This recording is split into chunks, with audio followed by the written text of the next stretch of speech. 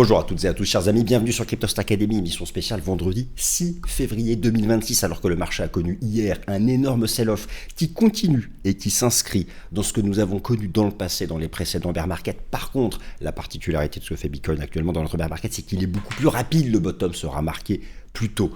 Avons-nous connu la phase la plus dure du sell-off? Je pense qu'une grosse partie du chemin a fait. Alors déjà, premièrement, je vais parler de tout. Ça va être un peu décousu, mais en même temps, je vais tout couvrir. Je vais me concentrer sur le floor, la recherche du bottom, le point bas, avec plein d'approches. Il n'y a pas que l'approche technique, je vais même vous parler du coût de production de Bitcoin, qui a toujours été une zone de floor. Parfois, on passe un peu en dessous de manière très provisoire. Où se situe cette zone de plancher du coût de production? Où sont les retracements? Où allons-nous aller si nous faisons exactement pareil que 2022? Est-ce qu'on peut définir une zone de bottomisation? Où peut bottomiser aussi ETH, connectif de la suite du marché. Vous allez voir que les baisses de taux vont reprendre beaucoup plus vite que prévu, eu égard aux données de l'emploi et de l'inflation. Ce marché va finir par se stabiliser. Avons-nous terminé la phase de couteau qui tombe? En tout cas, une bonne partie du chemin a été fait. Le marché en touchant les 60K, c'était un gros niveau dont je vous avais parlé. Moi, je vous ai défini une zone, j'ai dit quoi, 45, 65, 70. Je vais tout affiler parce que nous sommes rentrés dedans avec fracas.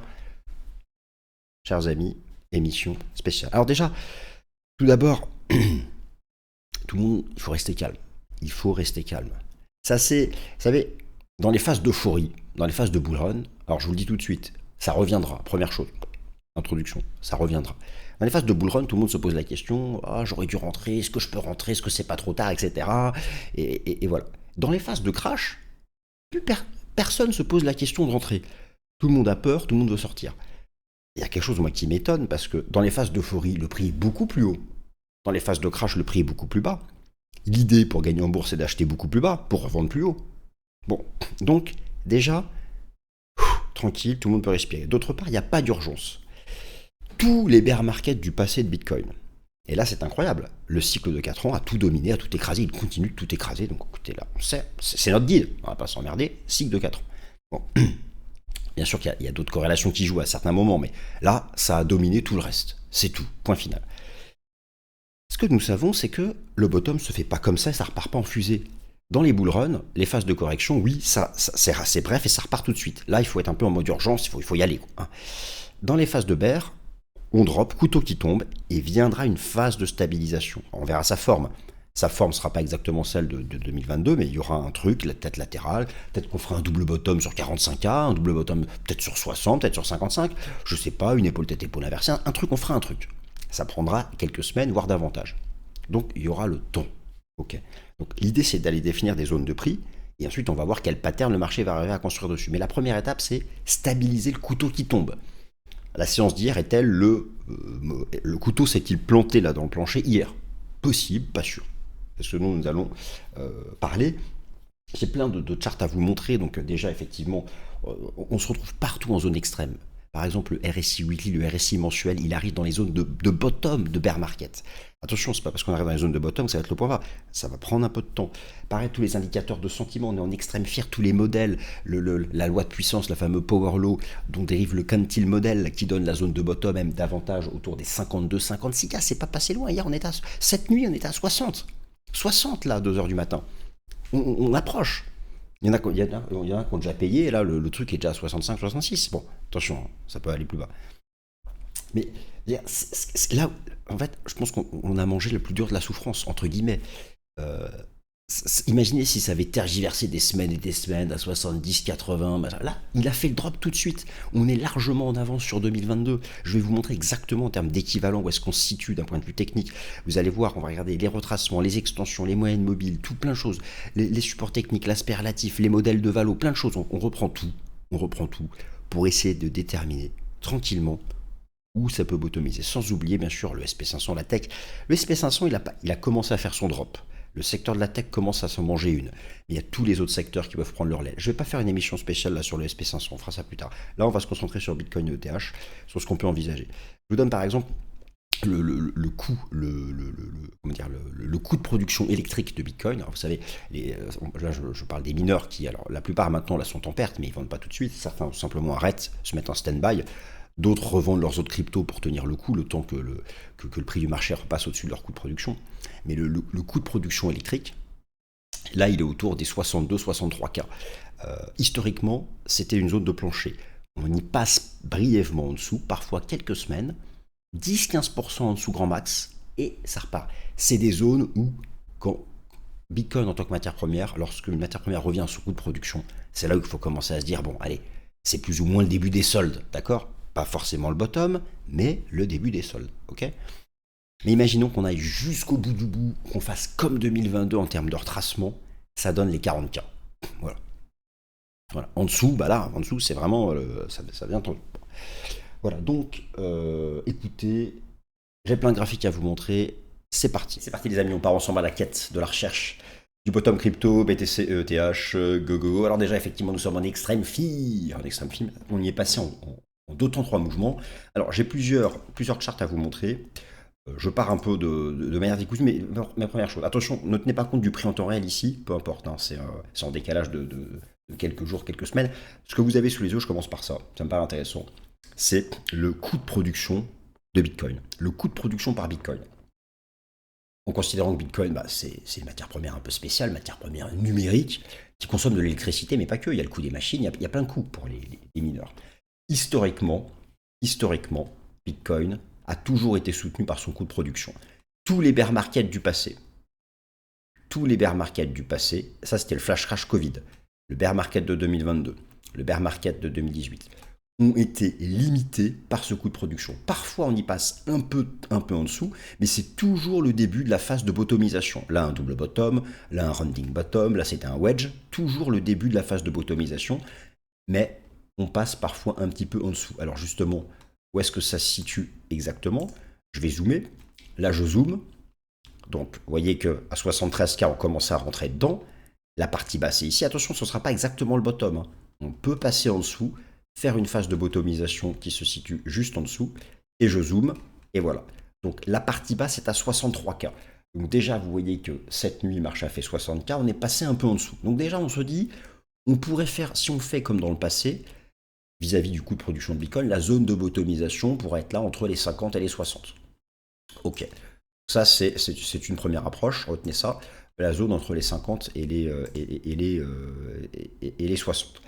Alors là, je vous remonte déjà un élément de timing, sachant que la particularité, c'est que nous sommes là vraiment en avance, d'un point de vue du timing, enfin j'ai des graphiques dans tous les sens, laissez-moi le retrouver, nous sommes vraiment en avance sur les précédents bear markets. Nous ne sommes qu'à 123 jours de bear markets.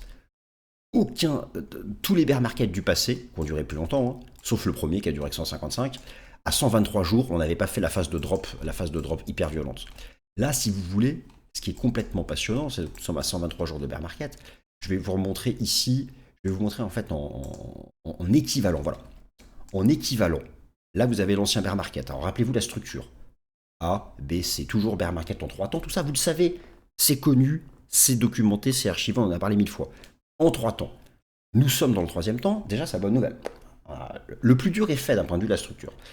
En équivalent, on est là. Vous voyez maintenant? Alors, la bougie hebdomadaire ici n'est pas finie, hein. Là, vous avez la bougie hebdomadaire n'est pas finie. Là, vous avez la moyenne mobile exponentielle à 200 semaines. Toutes les fins de bear market du passé se sont faites avec une phase d'accumulation sous la moyenne mobile à 200 semaines. La phase d'accumulation aura une phase différente. En équivalent, on est à peu près ici. Sauf qu'on y est avec 4 mois d'avance. Mais en termes de structure, on est là. Donc vous voyez que, pour moi, la plus grosse partie est faite. Je ne vous dis pas de commencer à DCA aujourd'hui, faites ce que vous voulez. Après, je vous donne mes zones de prix. Donc déjà, rappelez-vous le coût de production, 63K, donc on peut attendre une phase de bottomisation un peu en dessous, donc ça vous donne l'intervalle 50-60. Donc ça, c'est la première chose que je voulais vous montrer. Alors, je reviens sur cet aspect timing.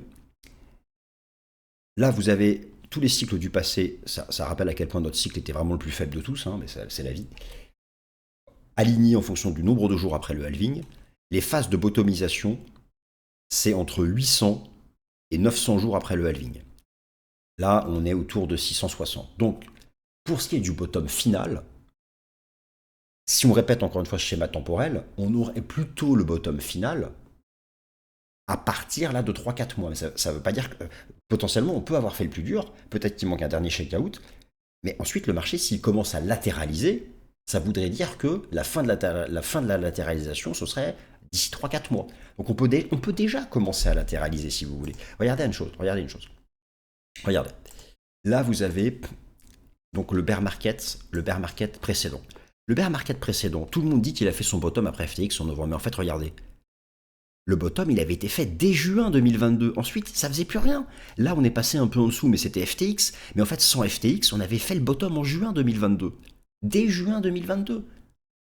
Donc en fait, ça avait duré que 6 mois et pas un an.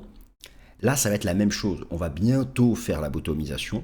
Et ensuite, on va rentrer dans une latéralisation. Et cette latéralisation, elle va vous faire chier. Ça va durer du temps, mais ça laisse le temps de rentrer. Donc, en équivalent, on est là. Alors là, c'est la moyenne mobile arithmétique à 200 semaines. Je vais vous remontrer l'exponentielle. Donc, ça, c'est une première chose. Alors déjà, prenez par exemple le RSI Weekly. Je vous ai dit, on part dans tous les sens, mais on regarde plein de choses. Là, c'est le RSI Weekly qui est incroyable pour anticiper les fins de bear market. Là, vous avez la fin du bear market 2014, fin du bear market de 2018. Ça, c'était l'ancien bear market. On avait pris le temps de faire une longue divergence, regardez. On avait fait 4 mois d'une divergence. Regardez où est-ce qu'on est maintenant, le RSI Weekly. On arrive, on est dans la zone de bottom. Alors, attention, déjà, il faut qu'on s'y pose. On va faire de la merde. On va peut-être faire une div. Ça peut prendre, je ne sais pas combien de temps ça va prendre, mais du coup, regardez ici, quand on est arrivé en mode couteau qui tombe, ça correspond à ça. Donc, nous sommes en équivalent comparaison bear du bear précédent. On est là. On est là. Donc, regardez bien. Regardez, concentrez-vous là-dessus. On est là. Une grosse partie du chemin est faite, pour ne pas dire l'essentiel. Alors, est-ce que la phase de latéralisation va commencer maintenant? Restons prudents, ça peut prendre encore du temps. Ok, mais maintenant, c'est ça qu'on cherche. Nous allons partir à la quête de cette phase de latéralisation. Une grosse partie du temps, nous sommes dans la vague C, une grande partie, pour ne pas dire l'essentiel de la vague C est fait, peut-être pas encore tout à fait. Alors, ça, c'est le RSI, donc on commence à chercher la fin du couteau qui tombe. Jusqu'où vraiment on peut aller? On va commencer par l'approche en termes de retracement. Là, c'était l'ancien bear market. Il avait fait son bottom après avoir retracé entre 61,8 et 78,6 de l'ancien bull run. Ancien bull run, retracement, entre 78,6 et... Donc, si on fait comme l'ancien bear market, on aurait une phase de latéralisation entre 40 000 et 57 000. 40 000 et 57 000. Si on fait le même schéma de retracement que l'ancien bear market, on aurait une phase de latéralisation entre 40 000 et 57 000. 40 000 $, c'est quand même nettement en dessous du prix de production de Bitcoin. C'est un prix qui peut vraiment shake out à la fois les Bitcoin Company, les stratégies, les mineurs de Bitcoin. Ce serait pour moi l'ultime capitulation. Et sachez aussi que c'était, ici, rappelez-vous, c'était le prix d'arrivée des ETF Bitcoin Spot. Ça, pour moi, c'est vraiment worst case scénario. Worst case scénario. D'aller shake out en mode flash crash à 40 000, je ne vois pas aller en dessous. En dessous, on rentre dans l'inconnu. Enfin, dans l'inconnu, c'est... Bon. Voilà, mais on n'en est pas là. On n'en est pas là. Donc déjà moi, je continue de penser que la box, l'intervalle, la boîte de latéralisation, je l'attends davantage là-dedans. Entre cette mèche des 49 000 qui était le flash crash d'août 2024, je me rappelle, c'était un lundi 6 août 2024, je crois. La moyenne mobile à 200 jours arithmétique, cette trendline là, qui est là, qui attrape tous les bottoms depuis le début du cycle et qui passe encore un peu plus bas, elle est à 54K. Donc déjà, rappelez-vous, retenez tous les prix que je vous donne, ça donne mais grosso modo, on retrouve beaucoup, pour l'instant, multi-approche, on retrouve beaucoup la boîte 50-60K.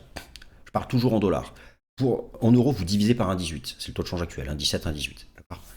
Mais c'est à peu près le même graphique. Voilà, mais si vous voulez raisonner en euros, tous les prix que je vous donne, vous divisez par 1,17. C'est quel taux de change actuel de l'euro-dollar? 1,17,80, 1,18 quoi. Voilà. Alors, le drawdown actuellement est de 52%. Le drawdown est de 52%. Alors, rappelez-vous, historiquement, le drawdown, il est puissant, mais il est décroissant. Bon, si on répète le schéma du passé, c'était moins 70. Moi, je vous ai dit que je ne croyais pas en moins 70. Plutôt, vous avez dit moins 55, moins 60. Là, on est à moins 52. Alors, bon, on est à moins 52. Vous voyez, pour moi, je vous donne en fait, après mon avis un peu personnel sur tout ça, mais la phase de latéralisation, sauf choc exceptionnel, bien sûr, si ça part en live, en freestyle entre l'Iran et les États-Unis, qu'est-ce que je vous dise? Si ça part en vrille au Proche-Orient, qui bloque les détroits d'Ormuz, qu'il n'y a plus de circulation de pétrole, et machin, le truc peut aller où il veut. Ok, mais on met de côté le fait exceptionnel. Je vois plutôt, et puis quand bien même ça arriverait, ce fait exceptionnel, il aura une fin, et derrière ça repartira. Mais hors fait exceptionnel, j'étais à 45-55. Voilà, 45-55. En worst case, quoi. Bon. Donc vous voyez déjà après où on est, on a le RSI daily qui est sur un plus bas depuis, on n'a jamais vu un RSI daily aussi bas, hein. Le RSI daily, il est là. La dernière fois qu'il était aussi bas, ça remonte à ah bah c'était le point bas du BER de 2018. Voilà. Donc vous voyez qu'on est vraiment un peu partout dans ces zones-là. Alors je continue. Maintenant, là à l'instant, je vous ai montré des retracements. Maintenant, je vais vous montrer des extensions de la vague C. La structure du BER est en trois temps, ABC. Vous voyez ici donc que j'ai projeté l'amplitude de la vague A, c'est l'ancien BER. J'ai projeté l'amplitude de la vague A au sommet de la B pour avoir la C. L'objectif, la phase de bottomisation s'est faite entre le 0,9 d'extension et le 0,618. Là, je fais pareil, donc la structure en trois temps. A, B, C, c'est bluffant, on fait pareil. Hein. Alors, dites-vous bien que là, on a fait pareil, mais la phase de latéralisation ne sera pas la même. Donc, mais on fait toujours la structure en trois temps, A, B, C. J'ai projeté l'amplitude de la A au sommet de la B, et ça me donne mon intervalle de latéralisation, si on fait pareil, entre 56 000 et 69 000. Donc, nous serions, si on répète l'extension de l'ancien BER de la vague C, entrer dans la boîte avec une borne basse autour des 56K. Voilà. Rappelez-vous, le coût de production électrique 63K. Historiquement, on peut passer 10-15% en dessous, mais pas très longtemps. Au final, il y a beaucoup de choses qui passent là-dedans. Et on voit qu'on vient d'y entrer. On vient d'y entrer. On serait là. On serait à peu près là. Vous voyez, en équivalent BER. On serait à peu près là. Bon, maintenant, là, on va voir ce qui va se passer. Mais voilà. Donc les choses sont quand même allées assez vite maintenant. Alors, la loi de puissance, le quantile, la loi de puissance basée sur la. Alors, ça, c'est un mélange de physique et de mathématiques. C'est basé sur la Power Law, dont découle le quantile model, qui a toujours chopé les floors, toujours les points bas de bear market. Lui, Grand Max, nous dit 52K. Voilà, lui, c'est simple, il nous dit floor 52. 52. Voilà. Lui, il est précis, 52. Moi, je suis pas précis, je vous donne des gros intervalles. Je vous ai donné l'intervalle 0,60. Bon, non, je déconne, bien sûr. Bon. Moi, je vous ai donné l'intervalle que vous connaissez, que je viens de vous donner. Lui, il dit 52. Il dit 52, ok, donc il dit 52. Il dit 52. Vous voyez que je vais reprendre ça. Lui, il dit 52. Ah bah, c'est quasiment la trendline. Vous voyez, il y a quand même beaucoup de choses qui passent par ici pour se dire que ça va être le début de la phase un peu de latéralisation. Donc ce quantile model, il dit 52. Là, vous avez donc toutes les strates du quantile model. À l'instant, je viens de vous montrer la zone plancher. Effectivement, 52K pour la zone plancher. Donc ça, c'est à suivre. Donc oui, alors là, je reprends maintenant, attention, les moyennes mobiles exponentielles. Elles sont sous vos yeux. On répète le schéma de l'ancien BER. Cassure de la 20, on va à la 50. Cassure de la 50, on va à la 100. Cassure de la 100, on va à la 200. Cassure de la 200, DCA box. Latéralisation, on repart. Cassure de la 20, on va à la 50. Cassure de la 50, on va à la 100. Cassure de la 100, on est à la 200. La phase de latéralisation, c'est faite quand on est passé sous la 200. Donc en équivalent, on est là. Donc, voilà. Si on répète ce schéma, on devrait avoir une phase de latéralisation par ici. Et vous voyez que ça peut dropper quand même, on peut aller chercher cette mèche. Donc, voilà. Honnêtement, allez, on essaie d'affiner, on peut se dire 50-65. Tout ce qui serait en dessous de 50-65 serait pour moi vraiment une phase de capitulation finale liée à un fait extérieur. Effectivement, ça peut être l'aspect géopolitique, parce que la macro US va bientôt autoriser des baisses de taux. La géopolitique, on ne la maîtrise pas. Vous connaissez les événements en cours et les incertitudes. Mais voilà. En tout cas, si on répète ce schéma, c'est par ici. Moi, je vous le dis encore une fois, hein, ce bear market aura une fin, il y aura un prochain cycle, et ça repartira. Donc, j'ai pas de doute quant à la capacité de Bitcoin de reprendre sa tendance de fond sur le long terme. Sa tendance de fond est bullish.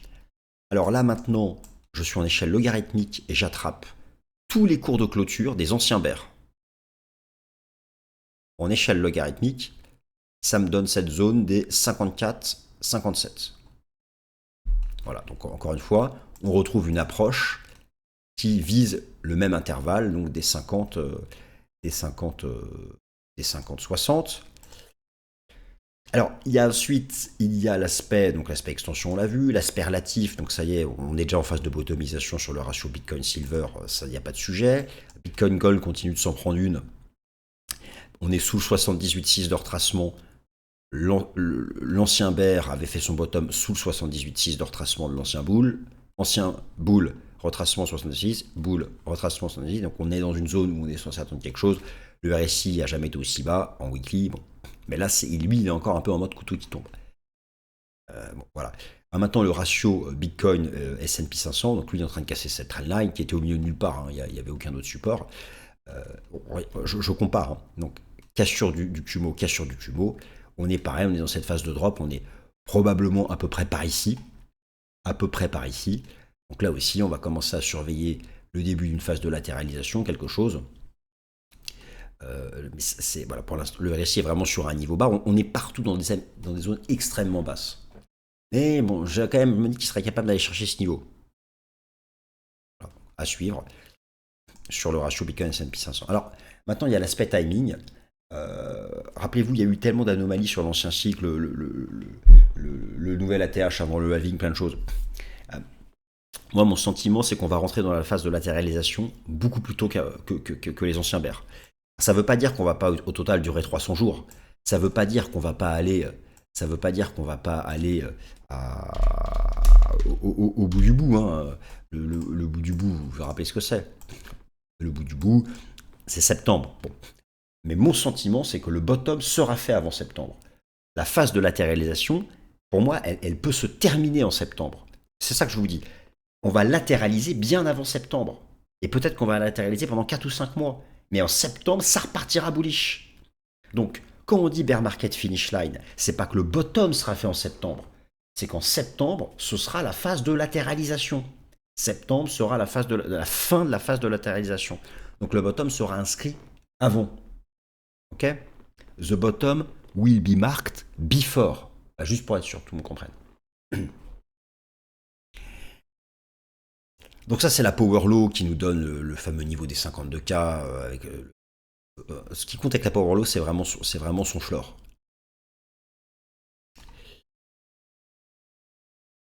La market cap total crypto vient de toucher sa moyenne mobile à 200 semaines. L'ancien bear avait fait sa phase de latéralisation autour. Donc, on est à peu près là en équivalent. Là, c'est donc pour la market cap crypto. Et enfin, je termine par ETH. ETH, les bear markets durent 6-7 mois. Si on répète la durée du précédent bear, on va rentrer en latéralisation là, à partir de mars. L'ancien bear market d'ETH avait retracé 78,6 de l'ancien bull run. Le 78,6 est à 1700 $. Moi, j'estime que toute cette zone-là, entre les 1300 et les 1700, peut être le début de la phase de latéralisation. Alors, je sais que beaucoup attendent qu'on aille rechercher les 1000. Ça, pour moi, ce serait un fait exceptionnel. Si ETH tombe à 1000, c'est vraiment que ça part en sucette en géopolitique et Bitcoin tombe à 40. Mais ce sera bref, ça fera mal, et ce sera probablement des ultimes niveaux de la capitalisation. Donc là, je donne une énorme zone, 1000-1700. En dollars, encore une fois, en euros, vous divise par 1,18. Voilà. C'est par ici que j'attends ça. Quelque chose qui va stabiliser le couteau qui tombe. Vous voyez qu'on a répété, là aussi, la même structure. Voilà, chers amis, j'espère que cette vidéo un peu spéciale vous a plu. Merci à tous de votre attention. La vie est belle, passez un bon week-end.